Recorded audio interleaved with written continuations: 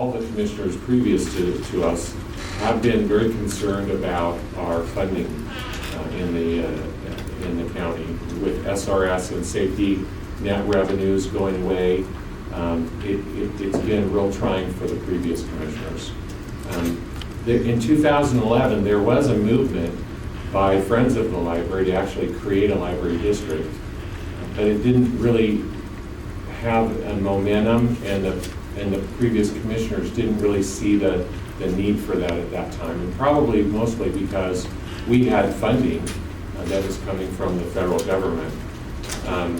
And that funding, which actually was from our timber management back in the 80s and 90s and before that time, was taken over by the Secure Rural Schools and Safety Net. And that was supposed to be a 6-year kind of bridge cap while we were trying to find a timber management plan that we could all support. And it's lasted 20 years, but it finally went away last year. So we do not get that funding anymore. And so Douglas County struggles right now, on how we pay for all the things that we think are needed and what we want. 2 years ago, we kind of figured that this was going on, that we were going to lose our funding. And so 2 years ago, we gave the library direction that we needed to come up with an alternative way of funding. And that plan included kind of a drop down in funding. So we said, we're going to cut our budget 50% this year, and we're going to cut it back another 50% the third year.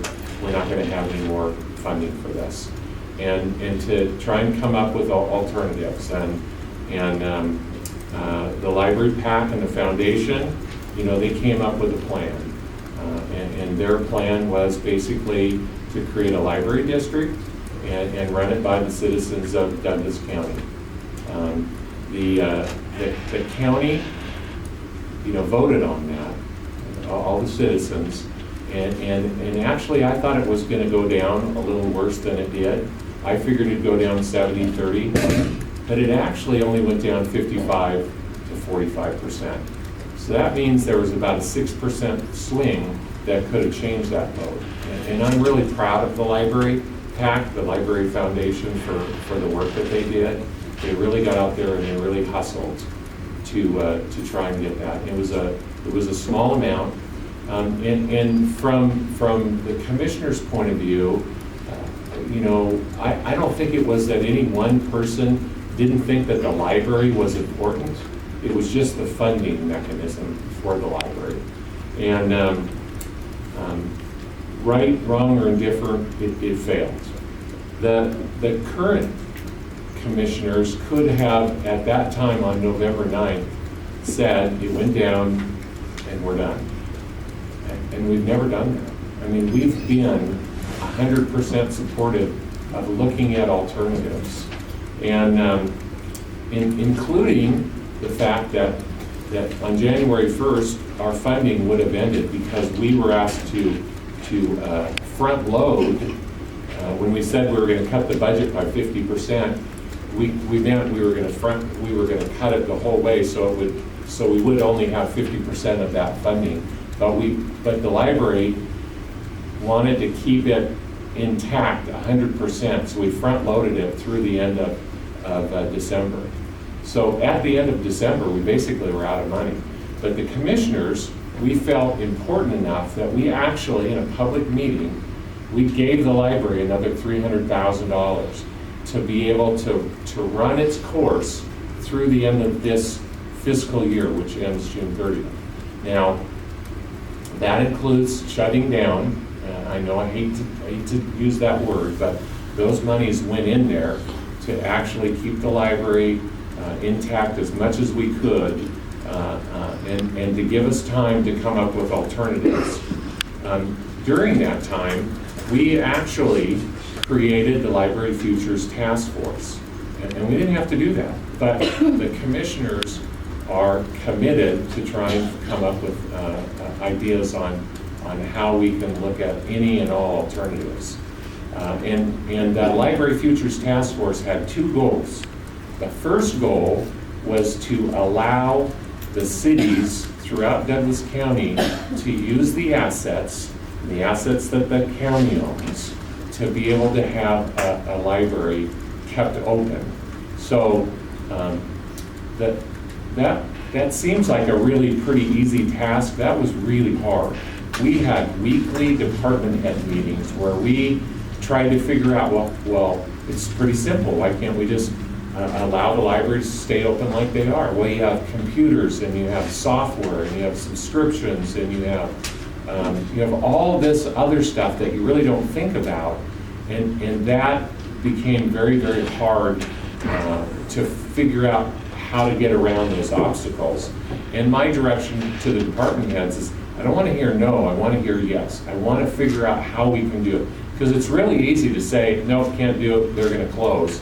It's really difficult to say, well, if we do this, or we try to do this, or we change this, I think we can do it. And Harold worked really hard on that. I appreciate Harold came up with a reading room library model. It's not the perfect model by any means, but it was a starting point.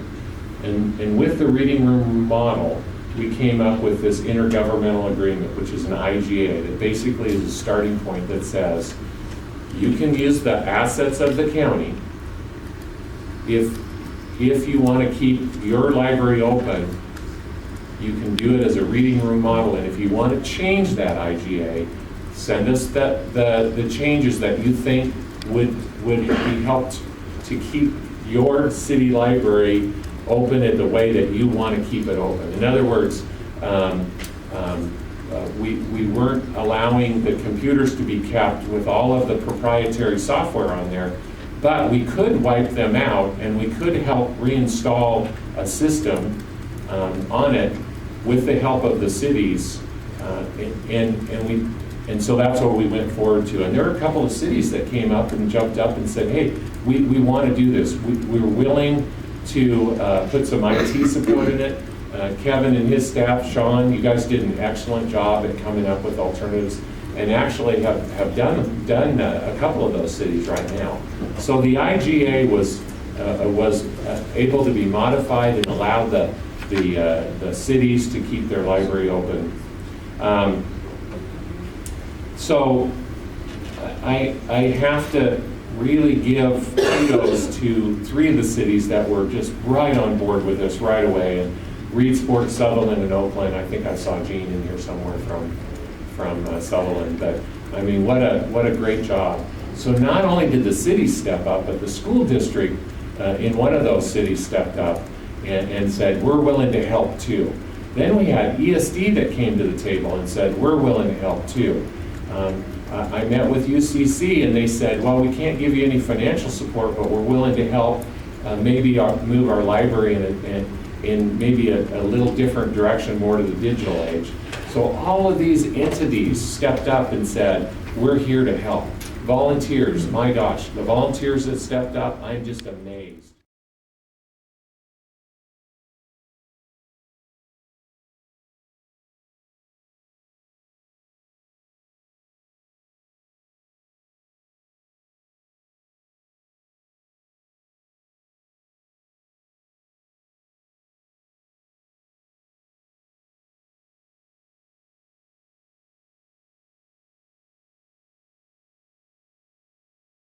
Priorities in the library task force was to be able to communicate to the citizens and the communities outside. So when we reached out, we made sure that every single entity was represented.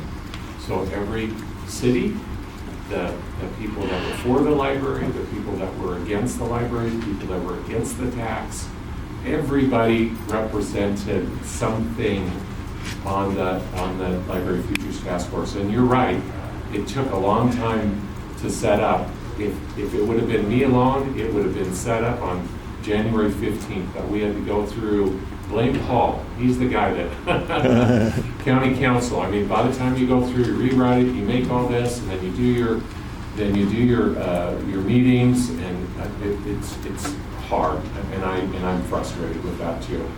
But the idea was, number one, that your representative from your city would go back and work with you. But number two, if you're not getting answers, get a hold of me. I will come to any meeting and I will explain. And I've already gone to everybody who's asked me to go, all the way to Reedsport, to Drain, to Glendale. I've gone to Myrtle Creek. I don't know that I've been to the New Friends group, and I'm available because I have the information. And then second to that part on communication is I created a web page off of the county off of the county page, and it's, if you go to the main Douglas County, Oregon, it's on the left-hand side. We just found it, yeah. It's on the left-hand side, and it says Library Futures Task Force. Every meeting, all the audio, all of the rumor control, everything is on there, okay? So, I mean, I'm trying to be completely transparent and above board on our communication. The Library Futures Task Force was set up for the task force. So the information that we disseminate to the task force goes back to the cities, but it's not meant to be a discussion with the public at this point. But we have had audience participation on every meeting except for one. So we'll try to be really super transparent.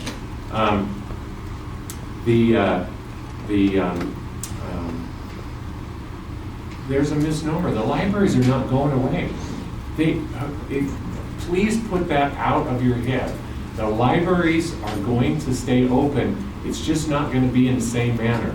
And it's up to the volunteers in the cities right now to step up to the plate and make sure that that happens. The assets are there. Somebody mentioned, well, we don't like the reading room model. Well, if you don't like the reading room model and you want to change it, send it back to me with what you want. Every single thing, for the most part, that's been suggested to us as a change in our IGA or intergovernmental agreement, we've made accommodations, every one of them. So if you don't like it and you want to do something different, send it to me and I'll run it up the flagpole, and Paul will make those changes and we'll make it happen. I mean, we're there, we're committed. So lack of communication, if somebody has a suggestion on how to better communicate, I'm trying really hard to do that. Marty, you talked about the resending it back up for a different vote, and I heard that actually from a couple of people. So here's the problem. Let's say we don't look at trying to keep the libraries open in a reading room model right now. So let's say we decide which November would be the next date that we'd be able to run that past the community. Let's say that fails, and we have nothing in place at that point if it fails again. Now you're going to go another 6 months beyond that. You're going to be a year down the road before we ever get anywhere. Wouldn't it be better to have something in place like what we're trying to do right now, where we can use the assets? If you want to get computers, we'll figure a way to get you computers. If you want to check out books, we'll try and figure out a way to be able to do that. If you want software, the cities can step up too and help, and many of them are doing that right now. I mean, so the idea the libraries are going away is wrong. But if we have a library district, it's a zero tax district, and we approve that, and I would like to see that, no taxes, and we come out and we're operating a lot like Josephine County is, and that group of an organization of volunteers wants to run another thing past the citizens, either a bond levy or whatever, then do that. And if it fails, for whatever reason, you still have something in place. But if you put everything on the hopes that a plan B is going to work, what if it doesn't? And there's a misnomer about that, is why didn't we have a plan B? Commissioner Boice and I went to every meeting and told the Library Foundation, the Library Board, what is your plan B? And they didn't want to have a plan B. That wasn't up to us. This wasn't our decision to run this taxing district. This was the PACs, the library PAC, and we supported that. And I was told personally by one of the members of the Library PAC to please not get involved publicly either for or against it. And I did exactly that. But in the background, I did try and help. I gave a lot of good ideas and stuff, but it would have been nice to have a plan B or a plan C or a plan D, because we were concerned, what if it didn't happen? And on November 8th, when what if happened, we scrambled and tried to figure out who would step up and who would try and do something, and nobody did. And so the commissioners, we did step up to do that. The marijuana initiative, I've heard a couple of people. Again, the vote went to the people. That's not our decision. But if it, like John, you said a great thing. If you want to get a voter-initiated petition, see John. He'll help you do that. Might be a great idea. I'm not saying it's a good idea or a bad idea, but that's where the voters get to decide. And that's what I love about our country. It's a majority rules.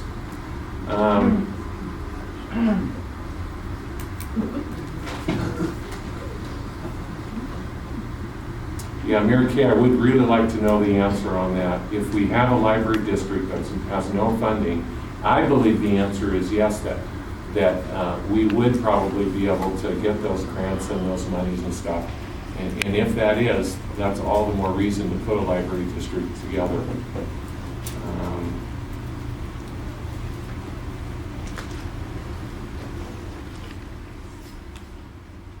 A couple things you might add to the list.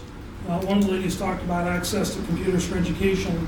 I would also like to remind you all, and this is a good thing to have on your list, here in Douglas County, people also use our libraries and have historically used our libraries to access computers for unemployment benefits, for Oregon Health Authority, Oregon Health Plan benefit eligibility, and in many cases for Department of Human Services eligibility for services. So please make sure when you have a list of reasons and importance of these libraries, you add those things too.